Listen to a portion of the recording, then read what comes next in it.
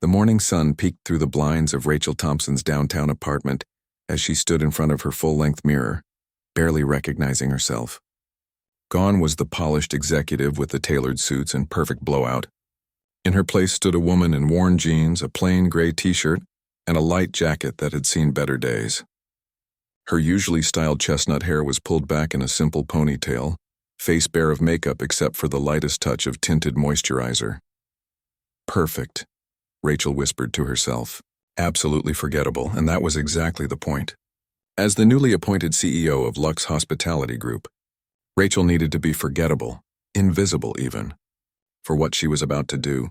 3 weeks ago, she'd been sitting in the gleaming boardroom of Lux's headquarters, listening to presentations about customer satisfaction metrics and employee retention rates. The numbers were good, not great, but good. Yet something felt off. The spreadsheets and PowerPoints couldn't tell her what it actually felt like to be a guest at one of their hotels. "I need to see it for myself," she had told her executive team later that afternoon. The real experience, not the carefully staged tour where everyone knows the boss is coming. Her COO, David, had looked concerned. "You're talking about going undercover." "Exactly," Rachel had smiled. "Just like those TV shows, but without the cameras."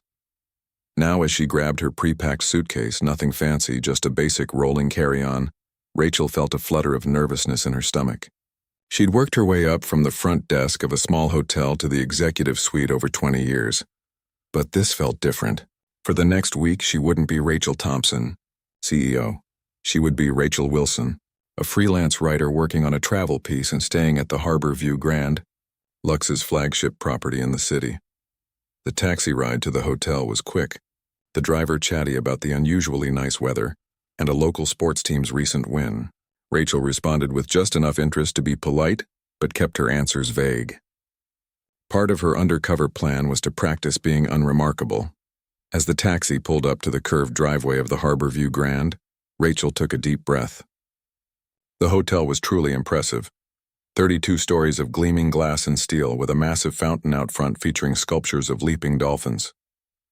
The property had been Lux's first major acquisition under the previous CEO, and it remained their crown jewel. But jewels sometimes had flaws that only became visible under close inspection. A bellhop approached as she stepped out of the taxi, offering to take her bag. "I've got it." "Thanks," Rachel said with a smile, purposely not tipping him. She wanted to see how staff treated regular guests, not those they thought might be big tippers. The bellhop's smile faltered slightly before he nodded and moved on to the next arriving car, where a couple with multiple designer suitcases was emerging. Rachel walked through the revolving doors into the grand lobby. The space was designed to impress with soaring ceilings, marble floors, and a massive crystal chandelier that caught and reflected light in 1,000 directions. Fresh flower arrangements larger than some dining tables punctuated the seating areas, their scent mixing with the hotel's signature fragrance that was subtly pumped through the air system. All of this luxury had been described to her in countless meetings, seen in professional photographs and listed as selling points in marketing materials. But experiencing it as a guest, Rachel noticed details she might have otherwise missed. The slight scuff marks on the reception desk, the one light bulb out in the chandelier, the way 2 staff members were huddled in a corner whispering instead of attending to guests. She joined the check-in line, purposely choosing the longest one to observe how efficiently it moved. The group ahead of her, a family with tired children, and many questions about pool hours and kid-friendly restaurants, was being helped by a young woman whose name tag read Brittany. Rachel watched as Brittany maintained her smile and patiently answered each question, even kneeling down to speak directly to the youngest child about the kids' welcome package. Points for Brittany, Rachel thought, mentally noting the positive interaction. When it was finally her turn, she approached a different desk agent, a man in his mid-30s whose name tag read Kevin. His smile seemed practiced, not reaching his eyes. "Welcome to Harbor View Grand. Checking in?" he asked, his fingers already poised over the keyboard. "Yes, reservation for Rachel Wilson." Kevin typed quickly, his eyes scanning the screen. "Wilson? Yes, I see your reservation. 1 guest, 5-night stay, standard king room." He glanced up briefly. "Is this your first stay with us, Ms. Wilson?" "It is," Rachel replied. "And what brings you to our city? Business or pleasure?" The question was delivered by rote, his attention already back on the computer. A bit of both. I'm a writer working on a travel piece. That made Kevin look up, his interest seemingly piqued. Oh, for which publication? Rachel had anticipated this question. I'm freelance working on spec for several online travel sites. The momentary interest in Kevin's eyes dimmed. Not a major publication, not worth special attention. I see. He returned to typing. May I have a credit card for incidentals and ID, please? Rachel handed over her Rachel Wilson driver's license, legally obtained through proper channels for business purposes, and a credit card in the same name. One of the few people who knew about her undercover mission was Lux's CFO, who had helped arrange the alternate identification and payment methods to maintain her cover. Room 1423, Kevin said, handing her a keycard sleeve. Elevators are to your right. Room service is available 24/7. And the pool and fitness center are on the 3rd floor. He delivered this information without making eye contact, already looking past her to the next guest in line. Enjoy your stay. No mention of the hotel restaurant's new menu that the marketing team had spent thousands promoting. No highlight of the rooftop bar that offered what their own materials called the best sunset views in the city. Not even directions to her room. Beyond pointing to the elevators, Rachel thanked him and moved away, making another mental note. The check-in experience was, efficient but lacked warmth and missed obvious opportunities to enhance her stay and the hotel's revenue. The elevator was crowded, with a mix of business travelers staring at their phones and tourists, excitedly discussing their plans. Rachel stood quietly in the corner observing. When she reached the 14th floor, she followed the signs to room 1423, passing a housekeeping cart along the way. The housekeeper was inside another room, the door propped open as she changed linens. Rachel smiled and nodded as she passed the open doorway. But the woman didn't look up. Her room, when she unlocked it, was exactly what the reservation promised. A standard king room with a decent view of the harbor if you stood at the window and looked at just the right angle. Clean and comfortable, but nothing special. Rachel set down her bag and began a careful inspection. The bathroom was spotless, though she noticed the complimentary toiletries were the basic line, not the premium products the hotel advertised for standard rooms on its website. The bed was perfectly made, but when she pulled back the covers to check the sheets, she found a small stain near the foot of the bed that had been missed. Rachel took out a small notebook and began jotting down observations. Not as the CEO making official notes, but in the persona of a travel writer. If any staff happened to see her notes, they would fit her cover story. After unpacking her few belongings, Rachel decided to explore the hotel further. Over the next few hours, she visited the restaurant for a late lunch. Service was slow despite the restaurant being half empty. Wandered through the gift shop, where an employee was openly texting instead of greeting customers. And spent time in the lobby bar, where the bartender was friendly but mixed her drink incorrectly and didn't notice when she mentioned it. By evening, Rachel had compiled several pages of notes and observations. Some positive, the cleanliness of public areas, the helpful concierge who provided excellent local recommendations, but many concerning. Small lapses in service, missed opportunities for guest engagement, staff who seemed to be going through the motions rather than genuinely caring about the guest experience. Tomorrow, she would test more services: room service, housekeeping, the spa, the pool. She would make minor complaints and special requests to see how they were handled. She would observe staff interactions when they didn't know a guest was watching.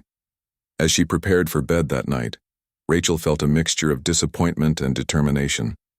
The Harbor View Grand wasn't failing. It was still a beautiful property providing good service, but it wasn't excellent.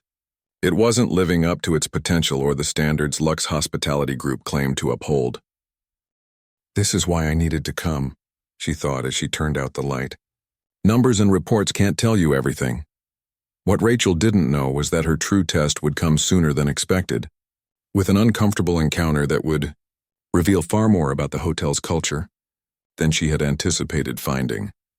Rachel woke to the sound of rain tapping against the window of room 1423. Her second day undercover at the Harbor View Grand had arrived, and with it, the perfect weather for testing the hotel's indoor services.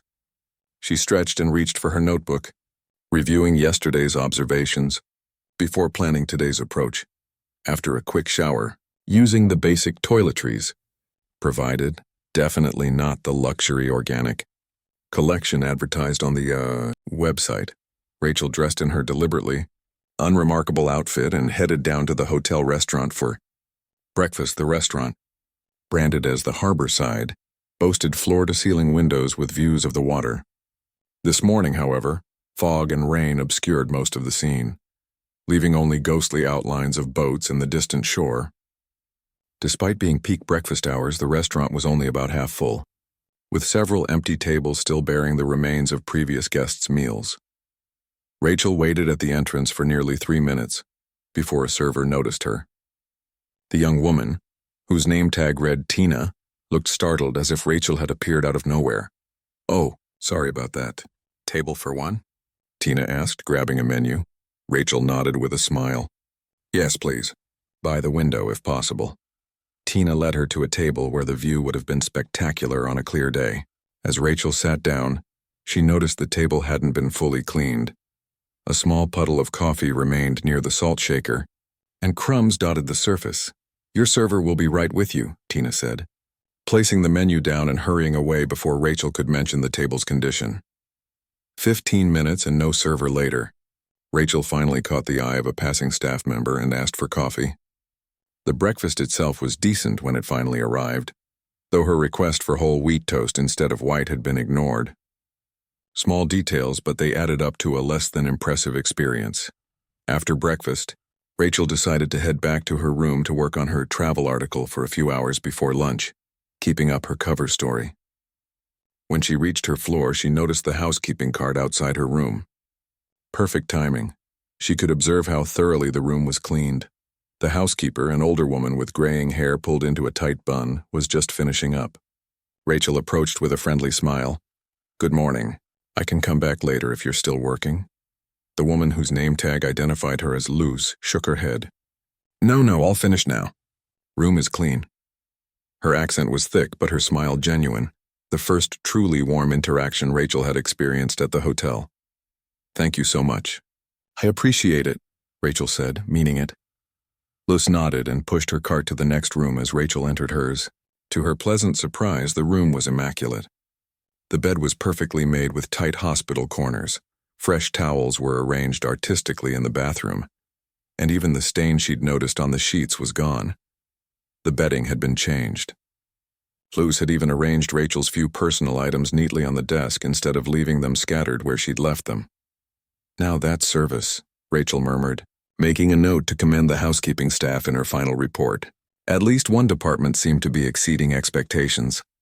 The rest of the morning passed quietly as Rachel worked on her laptop, occasionally making notes about the room's functionality. The desk chair was uncomfortable for long periods, the Wi-Fi dropped briefly 3 times, and the climate control seemed to have only 2 settings, too cold or too warm. Around noon, Rachel noticed the room was uncomfortably warm. She adjusted the thermostat again, but after 30 minutes with no change, she decided this was a good opportunity to test the hotel's response to maintenance issues. She picked up the house phone and pressed the button for the front desk. "Front desk. How may I help you?" The voice was male, bored-sounding. "Hi, this is Rachel Wilson in room 1423. The air conditioning in my room doesn't seem to be working properly. It's quite warm in here. Did you try adjusting the thermostat?" The question came with an audible sigh, as if this was the 1,000th stupid call he'd received that day. Rachel bit back a sharp response, staying in character. "Yes, I did. I've tried several settings, but the room keeps getting warmer. Fine, I'll send maintenance. Might be a while, though. They're pretty busy today."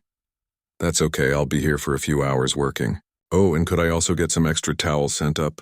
There were only 2 bath towels provided. The pause on the other end of the line was just long enough to be noticeable. "Anything else?" The question dripped with sarcasm. "No, that's all. Thank you." Rachel kept her tone pleasant despite her growing irritation. Someone will be up eventually. The line disconnected before she could respond. Rachel stared at the phone in disbelief. Even as a regular guest, not even a rewards member or VIP, that level of service was shocking. She made detailed notes about the interaction, including the staff member's failure to identify himself by name. 2 hours passed with no sign of maintenance or towels. The room had become uncomfortably hot, forcing Rachel to open the window despite the rain. Finally, she decided to go down to the front desk in person. The lobby was busier than it had been the previous day, with a tour group checking in and several guests waiting for assistance. Rachel took her place in line, using the time to observe the staff's interactions with other guests. The pattern was clear, perfunctory service for most, with noticeably more attention given to those who looked wealthy or mentioned their elite status in the rewards program.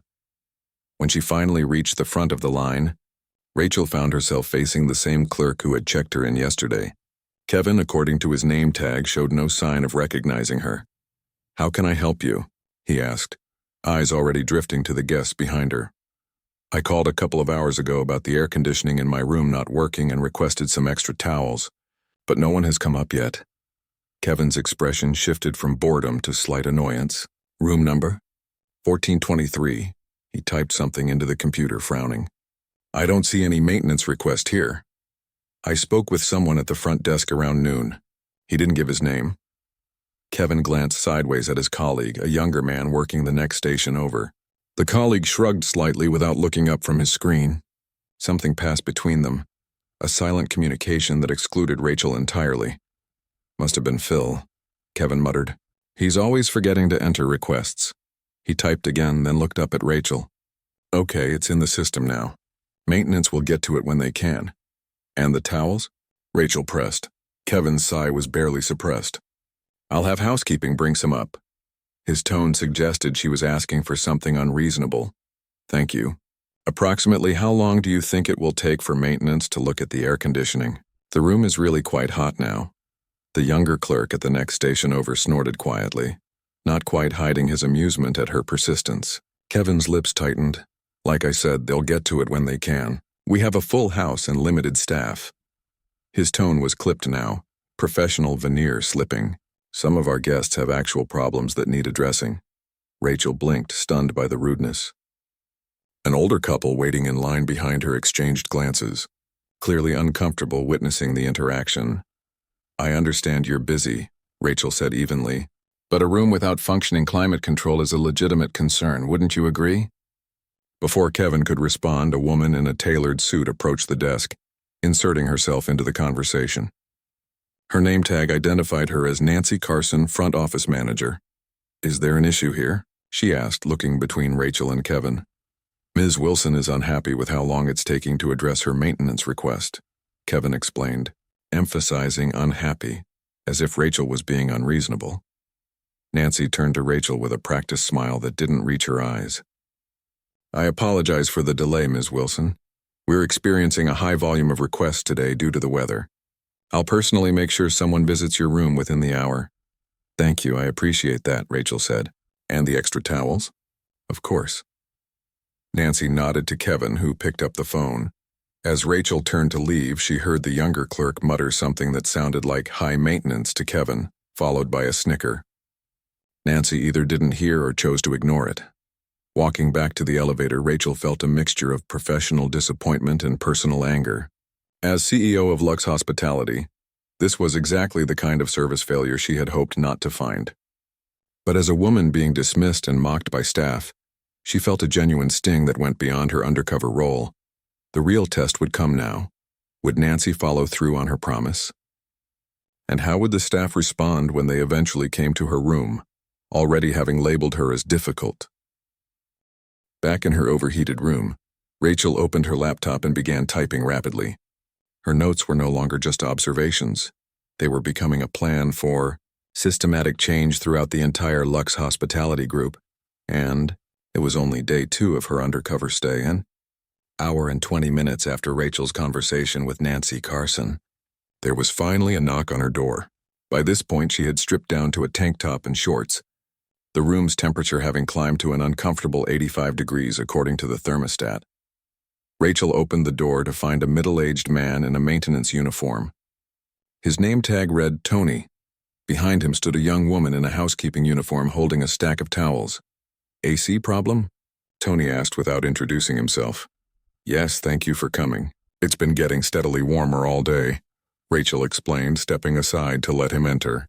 The housekeeper handed her the towels with a quick smile and left immediately. Tony moved to the thermostat, pressing buttons with the practiced ease of someone who had done this countless times. Yeah. These units on the 14th floor are always acting up. Management knows they need to be replaced, but... He shrugged, leaving the sentence unfinished. Rachel's ears perked up at this. This is an ongoing issue? With all the rooms on this floor? Tony glanced at her, seeming to realize he'd perhaps said too much. Some of them. It's on the list to fix. He moved to the AC unit near the window and removed the front panel. Might be the sensor, or the compressor.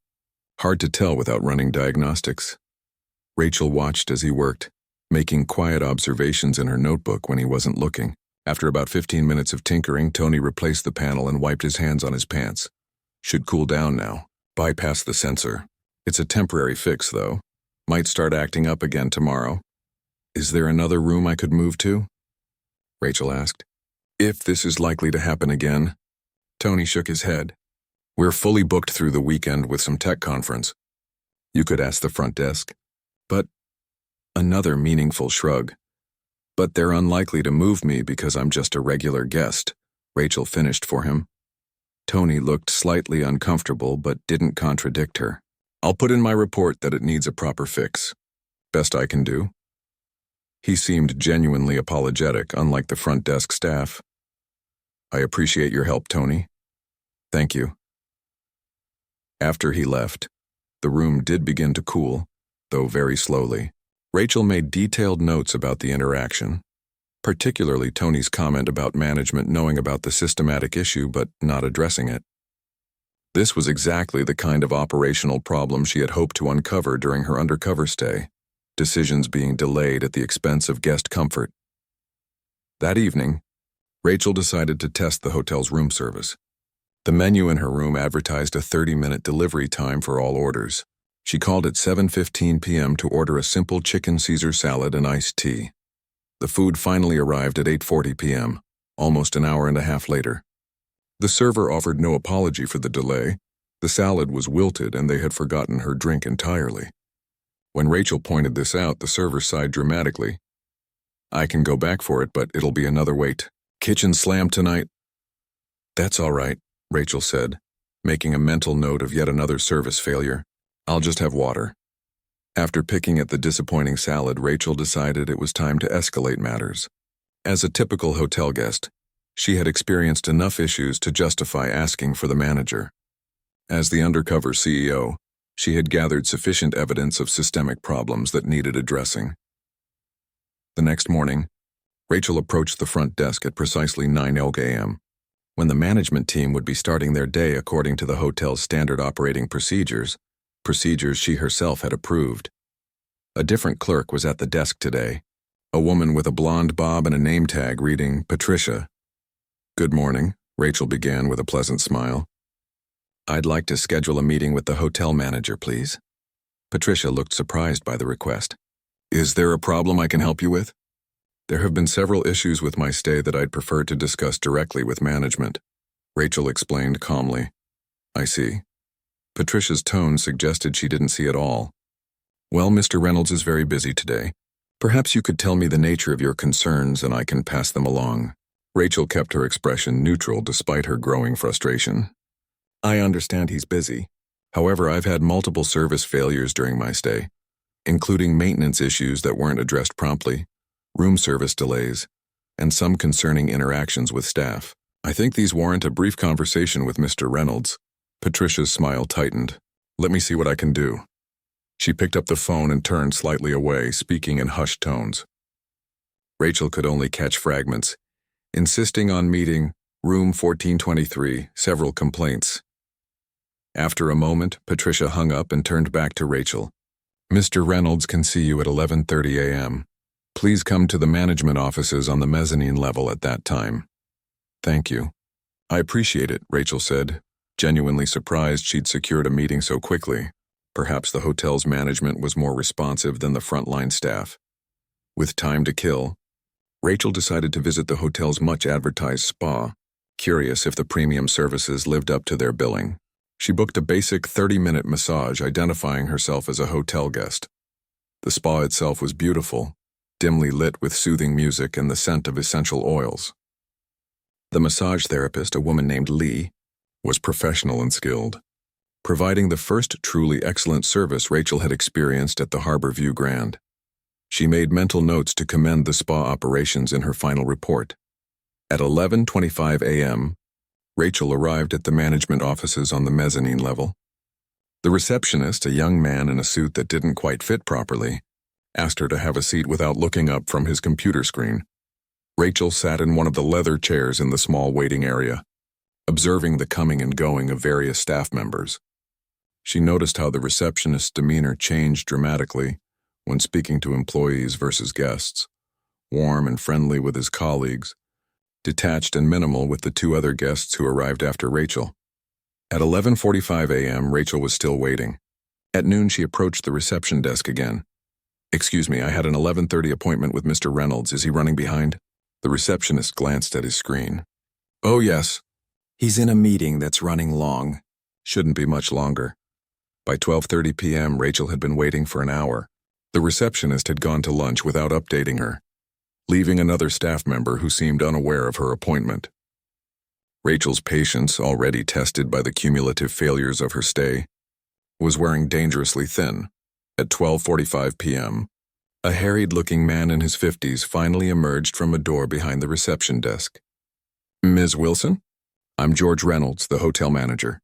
Sorry for the wait. Come on back." Without waiting for her response, he turned and walked back through the door, expecting her to follow. Rachel took a deep breath, reminding herself she was here to observe and gather information, not to reveal herself in a moment of frustration. Reynolds' office was spacious but cluttered, with stacks of papers covering most surfaces and a half-eaten sandwich on the corner of his desk. He didn't offer Rachel a seat but took his own behind the desk, immediately checking his phone as she entered. "So, Patricia tells me you've had some issues with your stay," he said without looking up. "What seems to be the problem?" Rachel remained standing until he finally glanced up and gestured vaguely toward a chair. She sat and calmly recounted the series of service failures she'd experienced, the air conditioning problem and delayed response, the poor room service, the unprofessional attitude of certain staff members. Throughout her account, Reynolds checked his phone 3 times and took a call, holding up a finger to silence her mid-sentence, while he discussed what sounded like a staffing issue with someone named Craig. When she finished, Reynolds leaned back in his chair. "I apologize for these inconveniences, Ms. Wilson. We've been short-staffed lately, and with the tech conference in-house, everyone's stretched thin." His tone suggested this explanation should be sufficient. "I understand operational challenges," Rachel said carefully. "However, what concerns me most is the attitude I've encountered. Several staff members have been dismissive, even rude, when I've raised legitimate concerns." Reynolds' expression hardened slightly. "My staff works very hard, Ms. Wilson. If they seemed short with you, I'm sure it wasn't intentional." Rachel noticed he was already reaching for some paperwork on his desk, clearly eager to end the conversation. She decided to push a little further. "Mr. Reynolds, I'm curious. Does the Harborview Grand have any quality control measures in place? Any way to ensure service standards are being met consistently?" This caught his attention. He looked at her more carefully now. "We have standard procedures, of course." "Why do you ask?" "Just professional curiosity. I mentioned I'm writing a travel piece, and I'm particularly interested in how luxury hotels maintain their standards." Reynolds relaxed slightly. "We do quarterly reviews and have a mystery shopper program." He glanced at his watch. "Now, if there's nothing else, I can have the front desk apply a discount to your final bill for the inconvenience." "That won't be necessary," Rachel said, rising from her chair. "I appreciate your time." As she left the office, Rachel checked her own watch. The entire meeting had lasted less than 10 minutes after she'd been kept waiting for over an hour. Walking back to her room, Rachel felt a clarity she hadn't expected. The issues at the Harborview Grand weren't just occasional service failures. There was a cultural problem that started at the top. Reynolds' dismissive attitude, the staff's behavior, the unaddressed maintenance issues. They were all symptoms of leadership that had lost sight of what hospitality truly meant. Back in room 1423, Rachel opened her laptop and began drafting an email to her executive team. Tomorrow would be her 4th day undercover, but she'd seen enough. It was time to prepare for her revelation and the changes that would follow. Rachel woke before her alarm on the 4th day of her undercover stay at the Harbor View Grand. She'd slept poorly, her mind racing with plans for what would happen today. After her disappointing meeting with Reynolds yesterday, she had made her decision. It was time to reveal herself and begin addressing the hotel's problems directly. She showered and dressed differently today, pulling from the bottom of her suitcase the clothes she'd packed for this moment. Instead of the casual outfit that had helped her blend in as an unremarkable guest, she put on a tailored charcoal suit, subtle pearl earrings, and low heels. She styled her hair and applied light makeup, transforming back into Rachel Thompson, CEO of Lux Hospitality Group. Looking in the mirror, she barely recognized the woman who had checked in 3 days ago. The transformation wasn't just physical. Her experiences as a regular guest had changed her perspective on her own company in ways she hadn't anticipated. Rachel took her time packing her belongings, reviewing her extensive notes one last time. She had originally planned to stay 5 days, but 4 had been more than enough to identify the critical issues. She organized her observations into categories: staff training deficiencies, maintenance problems, management oversight failures, and, most concerning, a cultural issue that seemed to permeate the entire operation. At precisely 9 a.m., Rachel picked up the room phone and dialed a number that wasn't listed in the guest directory, the direct line to the hotel's administrative offices that she knew by heart. Harbor View Grand Administration. "This is Debbie," answered the assistant she knew would be there. "Good morning, Debbie. This is Rachel Thompson, CEO of Lux Hospitality Group." There was a moment of stunned silence on the other end of the line. "Ms. Thompson, we weren't expecting, welcome. How can I assist you? I need you to set up a meeting in the main conference room at 10:30 this morning. Please make sure the following people attend: George Reynolds, Nancy Carson from the front office, the front desk staff from the morning shift including Kevin and Patricia, the maintenance supervisor, and Tony from maintenance." "Yes, of course, right away," Debbie stammered. "May I ask what this is regarding?" "Mr. Reynolds has his weekly revenue meeting at that time, and—" "This takes precedence," Rachel said firmly. "Please don't mention who called the meeting, just that it's mandatory and related to operations. I'll be there at 10:30 sharp." After hanging up, Rachel finished packing, leaving out only the files she'd brought containing the hotel's performance metrics for the past year. She placed her suitcase by the door, then spent the next hour reviewing those numbers with fresh eyes. The occupancy rates had been steady but not growing. Customer satisfaction scores were acceptable, but had declined 3 percentage points over the past 2 quarters. Staff turnover was higher than the company average. All data points that had seemed merely concerning in the boardroom now made perfect sense after experiencing the hotel as a guest. At 10:15, Rachel called down for a bellhop, then took one last look around room 1423. "Thanks for the education," she murmured to the empty room. The young bellhop who arrived seemed surprised to find her in a business suit rather than casual clothes. He was even more surprised when, instead of heading to the lobby, she asked to be directed to the conference room on the mezzanine level. "The harbor room? That's for staff meetings, ma'am." "I know," Rachel said with a smile, handing him a generous tip. "Thank you for your help." She walked confidently through the staff corridors, noting how different the experience was when you weren't trying to be invisible. Staff members stepped aside, looking curious about the unknown executive striding purposefully toward the harbor room. Rachel arrived at exactly 10:28. Through the glass panel in the door, she could see that everyone she'd requested was already seated around the large conference table. Reynolds was checking his watch impatiently. Nancy Carson was reviewing some papers. Kevin and Patricia sat together looking bored. A man she assumed was the maintenance supervisor was checking his phone under the table. Tony sat slightly apart from the others, seeming uncomfortable in the formal setting. Rachel took a deep breath, squared her shoulders, and opened the door. The conversation in the room died instantly as heads turned toward her. For a moment, nobody spoke. Then Kevin's eyes widened in recognition. "Wait, aren't you—" "Good morning, everyone," Rachel said, walking to the head of the table. "Thank you for gathering on such short notice.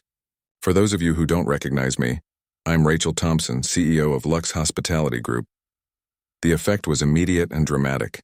Reynolds half rose from his chair, his face draining of color. Nancy's papers slipped from her fingers, scattering across the table. Kevin and Patricia exchanged panicked glances. Only Tony seemed more confused than alarmed. "Ms. Thompson," Reynolds managed, his voice strained. "This is unexpected.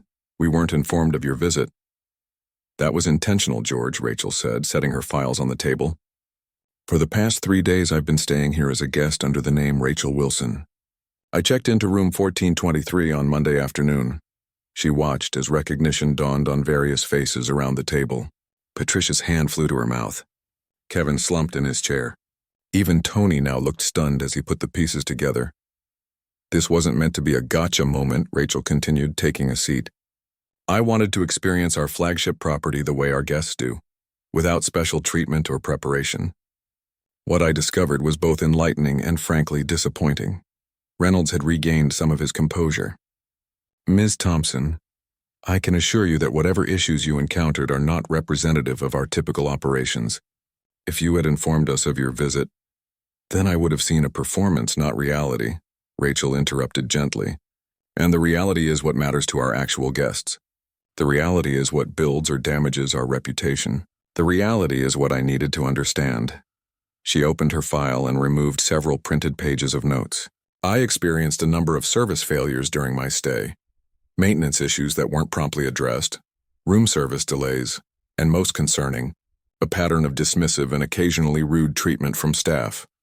Kevin stared at the table, unable to meet her eyes. Patricia looked on the verge of tears. "But I also observed bright spots," Rachel continued, her tone softening slightly. "Lou's in housekeeping was exceptional, maintaining perfect standards and showing genuine care for guests. Lee and the spa provided truly 5-star service. And Tony," she nodded toward him, "was honest and helpful when addressing the AC issues, even if the response was delayed." Tony straightened slightly in his chair, looking surprised at the commendation. "What became clear to me over these past few days is that we don't have a staff problem. We have a systems problem, a culture problem." Rachel looked directly at Reynolds. "And culture starts at the top." The room was silent except for the soft hum of the air conditioning. Every person at the table seemed frozen in place, waiting to learn their fate. "I'm not here to fire anyone," Rachel said, addressing the unspoken fear in the room. "I'm here to fix things, to help us all remember what hospitality truly means." She stood and walked to the whiteboard at the end of the room, picking up a marker. "Let's start with what I observed and what it tells us about our operations. Then we'll discuss the changes we need to make, immediately and long term." For the next hour, Rachel led a frank discussion about the hotel's service standards, maintenance issues, staffing levels, and management practices. At first, participation was reluctant and defensive, but as it became clear that Rachel was more interested in solutions than blame, the conversation gradually opened up. Kevin finally raised his hand. "Ms. Thompson, I want to apologize for how I treated you at the front desk. There's no excuse for it." Rachel nodded, appreciating his directness. "Apology accepted, Kevin, but I'm curious. What do you think led to that interaction? Was it just a bad day, or is there something more systematic happening?" Kevin glanced at Nancy, then back at Rachel. "Honestly, we're understaffed at peak times. The system for tracking VIP guests makes it clear who we should prioritize and—" He hesitated. "And?" Rachel prompted. "And there's no real consequence for poor service to regular guests. The metrics we're evaluated on don't capture that." Rachel wrote incentive structure on the whiteboard and underlined it twice. "That's exactly the kind of insight I need. Our systems are creating behavior that doesn't align with our values." By noon, the whiteboard was filled with notes, and the mood in the room had shifted from terror to cautious engagement. Rachel capped the marker and turned to face the group. "This is just the beginning of a much longer conversation. I'll be staying in town for the next 2 days, working from the hotel. I want each of you to think about what we've discussed and come prepared tomorrow with your own ideas for improvement, not just quick fixes, but real solutions." She gathered her files and looked around the table one last time. The Harborview Grand should be the standard bearer for our entire group. Instead, we've been coasting on reputation while letting the actual experience decline. That changes starting today. As the meeting broke up, Rachel noticed Tony hanging back, waiting until the others had filed out. He approached her hesitantly.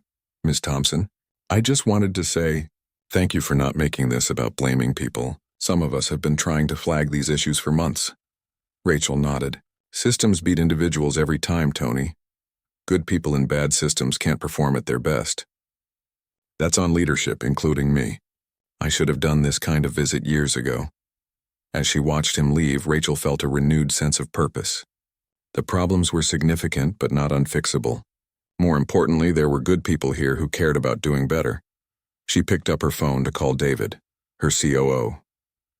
"It's me," she said when he answered. "You were right, I found plenty of issues. But I also found the path forward. And David, we're going to need to do this at all our properties. The Harborview Grand is just the beginning.